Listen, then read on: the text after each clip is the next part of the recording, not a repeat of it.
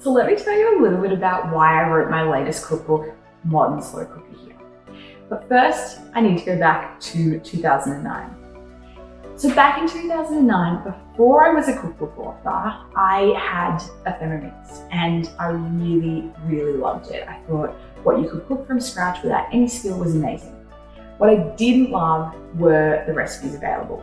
There were very few of them. It wasn't the kind of food I wanted to eat, and frankly, sometimes they actually didn't work. So I felt like I had this amazing appliance with so much potential, but no way to use it. And I thought, I can't be the only one feeling like this. And that was what set in motion my thermo cookbook career, in feeling like if I'm a customer who wants a beautiful cookbook with photos and instructions, easy to follow, the kind of food that I want to eat every day, I needed to write one myself. So I built a career writing thermo cookbooks. I have 8 now. But the whole time along that journey, I still had a slow cooker.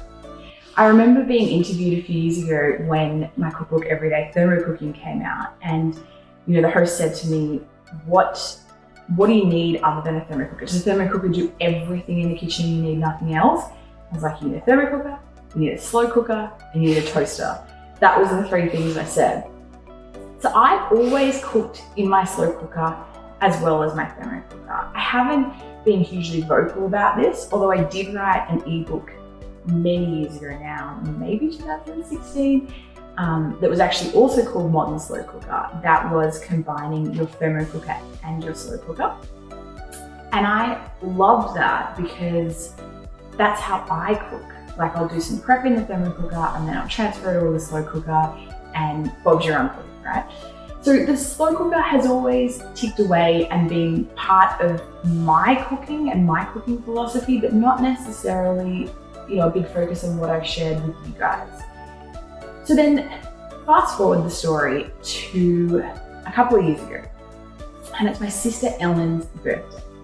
And my sister Lauren and I decide to host a big dinner for all her friends.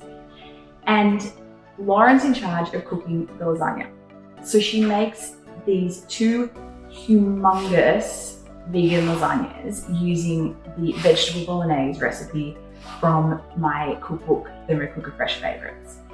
And to do that, she has to make 4 batches of this sauce. And that's 4 batches start to finish, washing the bowl each time, drying it so you can re-chop the ingredients. And I'm watching her do this, and I'm like, Lauren, why are you doing 4 batches in the thermo? Why don't we cook it all in the slow cooker? Or why didn't you cook it all in the slow cooker? And she said to me, I would have, but there are no good recipes available, especially for vegetarian and vegan. But frankly, almost no good recipes available, period. And that set something off in me, because I thought, again, if this is, my sister, someone that works in food, works in cookbooks, saying, there's no good slow cooker recipes available. I mean, it's like such a lost opportunity, because so many of us have this appliance. Oh, I'm pointing the wrong way. So many of us have this appliance, right? But without the recipes, it's useless. It's like an iPhone without the apps. How many of you at home have a slow cooker and you don't use it? So what was the point in that, right? So I thought, I have so many things that I do in the slow cooker that are super easy, super tasty, save me heaps of time and save me money. Why don't I share those with you guys, okay? So I did it. I shared it. It's all in here, Modern Slow Cooker. 85 vegetarian and vegan slow cooker recipes. But I just want to stress, even though I did focus on vegetarian and vegan for this book, this is a slow cooker book for everyone, okay? Most of the recipes in there, I feel certain, aren't going to be things that people are going to say, where's the meat? Or this is missing something. These recipes are so full of flavor, complex, rich and hearty. There's no missing out. So regardless of your eating preferences, this is a book that you need. It's also super fresh, okay? We've got grain salads in there, where we cook the grains in the slow cooker, and then we mix it with really flavoursome ingredients and, serve it as a summer salad. So this is certainly not just a book, and it's certainly not just an appliance for, winter stews and soups and that kind of thing. Even though, of course, it's great for that. So I suppose what I want to say is, my mission has always been to get you guys cooking more often and from scratch. And there is literally 100 benefits of that. I truly believe cooking is life-changing stuff, and we don't give it that much credit. But frankly, we eat 3 times a day, every single day, if we're so lucky. So, to underestimate the impact that can have on your life, your family's life, your community's life, the world's life, that's huge. So I want to get more people cooking, and I think appliances are a really excellent way to make that easier. I call it having my cake and eating it too, because I get the benefits of cooking from scratch, but I don't have all the work.